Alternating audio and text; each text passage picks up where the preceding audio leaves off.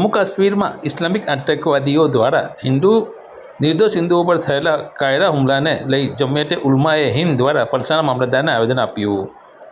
જમ્મુ કાશ્મીરના પ્રસિદ્ધ પર્યટક સ્થળ પહેલગામમાં તાજેતરમાં જ એક ઘટના બની જેમાં આતંકવાદીઓએ હિન્દુઓની હત્યા કરી છે. પ્રવાસીઓ તેમના ધાર્મિક નામો પૂછવામાં આવ્યા બાદ નિર્દયતાથી હત્યા કરવામાં આવી હતી.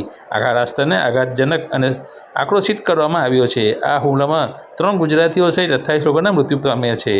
આ માત્ર આતંકવાદી હુમલો નથી, પરંતુ તે ભારતના બહુમતી સમુદાયની ધાર્મિક લાગણીઓ ઉપર હુમલો થયો છે, જેના લઈ સમગ્ર વિશ્વમાં ઘેરા પ્રત્યાઘાત પડ્યા છે અને ઠેર વિરોધ પ્રદર્શન થઈ રહ્યો છે. ત્યારે સુરત જિલ્લાના પલસાણા મામલતદાર કચેરી ખાતે જમિયતે ઉલમાએ હિન્દ પલસાણા યુનિટ તેમજ પલસાણા મુસ્લિમ સમાજ દ્વારા હાથમાં વિવિધ લખાણોવાળા પોસ્ટરો લઈ વિરોધ પ્રદર્શન કરી પલસાણા મામલતદારને આવેદનપત્ર આપવામાં આવ્યું હતું.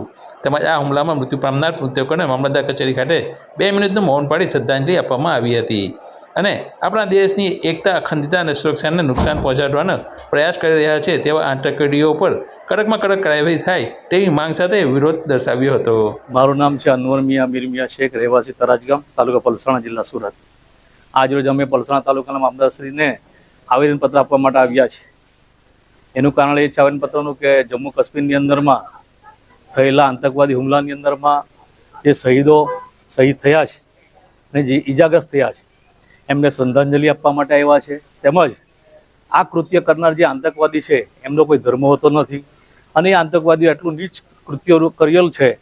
એના અનુસંધાનમાં અમે મામલતદાર સાહેબને મૌખિકમાં, લિખિતમાં આવેદનપત્ર આપ્યું છે અને કહ્યું છે કે આવા કૃત્ય કરનારોને સખતમાં સખત સજા આપવામાં આવે અને આવા જે કૃત્ય કરનારો છે એનો કોઈ ધર્મ હોતો નથી. આ એટલા રાક્ષસી માણસો છે, એવા રાક્ષસી છે, એમને એવી સજા આવે કે આવનાર કોઈ પણ પેઢી છે એને ખબર પડે કે આવું કૃત્ય કરવું ન જોઈએ.